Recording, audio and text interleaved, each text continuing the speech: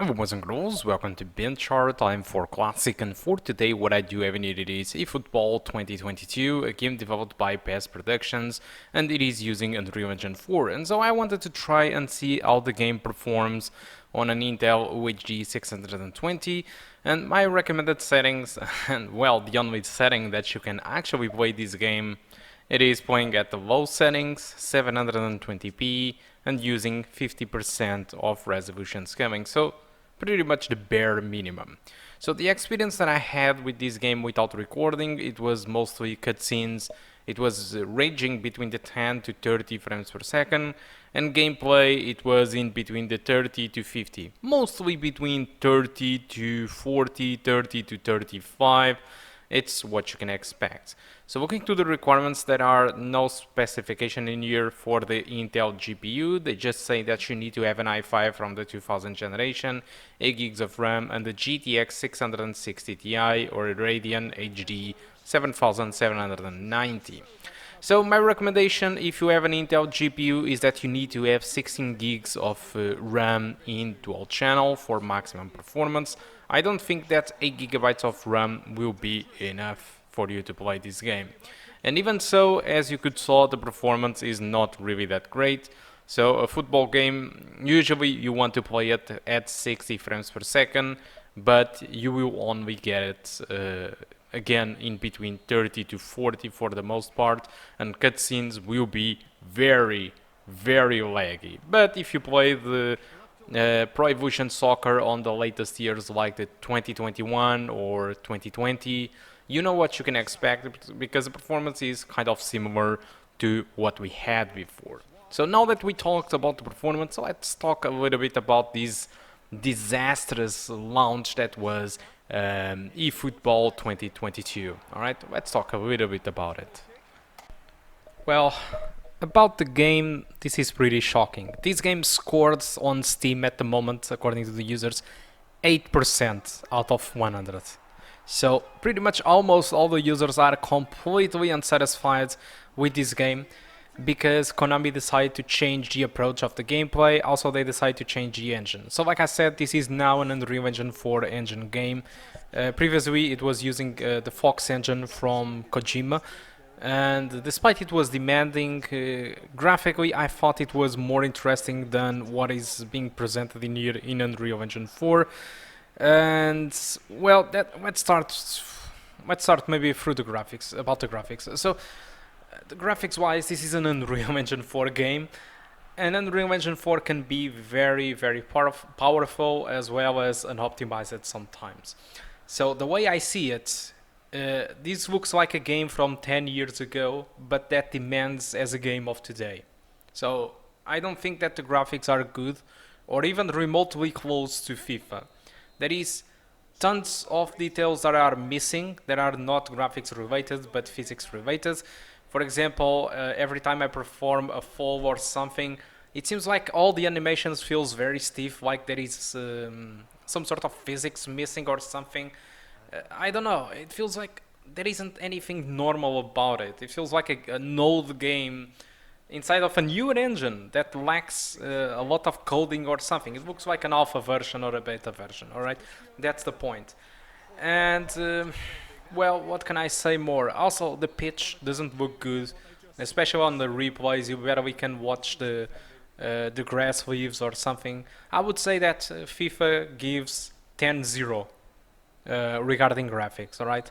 Now, regarding gameplay, I think a lot of people are more pissed off about the changes on gameplay than probably the graphics. There are some people, yes, that are criticizing the graphics. They say that it's very demanding, and it's true, it is very demanding at the moment. I don't think that the visuals justify the demandingness that there is behind this game, but still, regarding gameplay, there was a big change.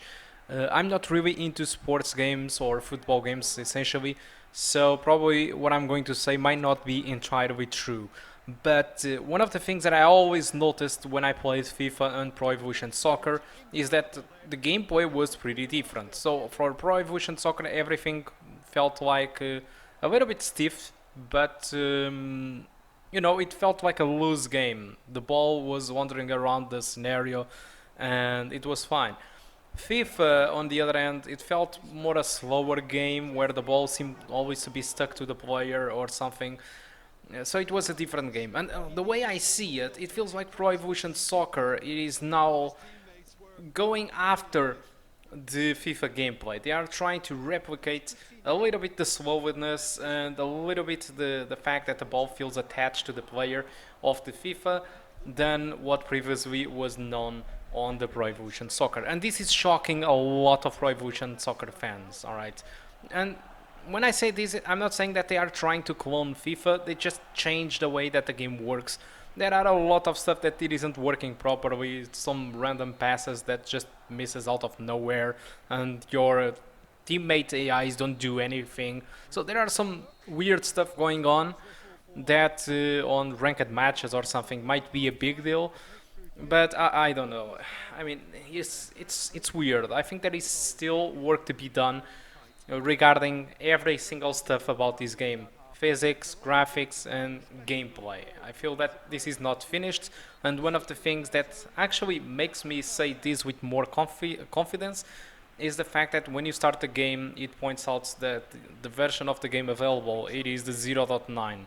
So this might be a good excuse for the fact that the game it isn't polished as it should, because it feels like a beta, and probably it is kind of an available beta that they say that it is a final version. I don't know. I don't know what the hell is going on. And the only excuse that I have for this game is that this is a free game. So you can go to Steam and download it for free. You don't need to pay anything to play Pro Evolution Soccer right now. Now, there is a catch though.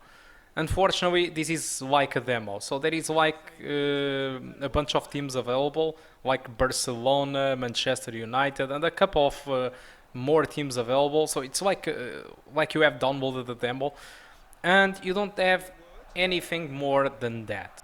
Now, over time, this will change with new updates, new teams and modes will be added to the game. So this game will behave more of like a game as a service, just like Destiny 2, for example.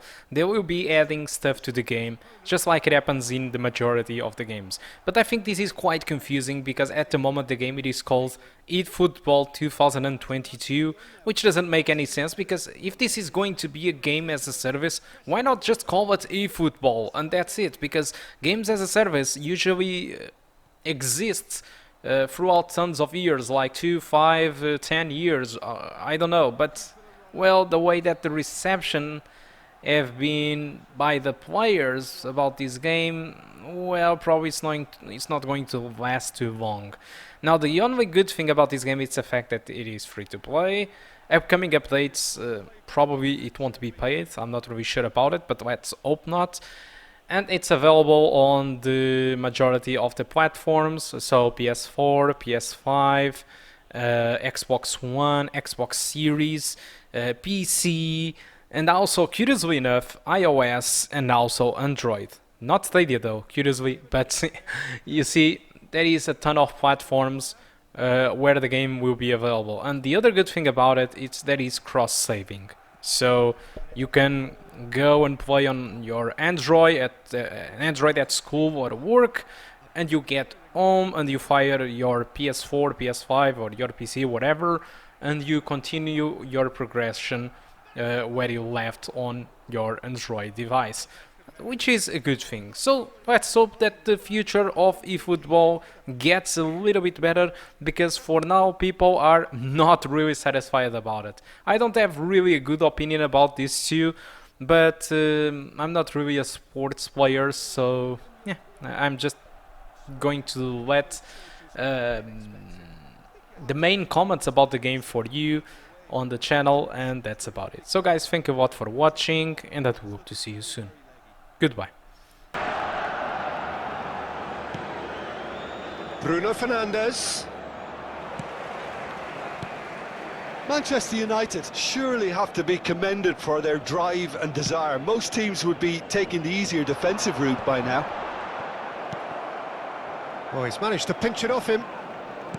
No unnecessary risks, and the game is petering out here. Looking to break out here. Habrá 2 minutos de descuento. And it's Pogba. He's left his man. And time is up. Always in the balance.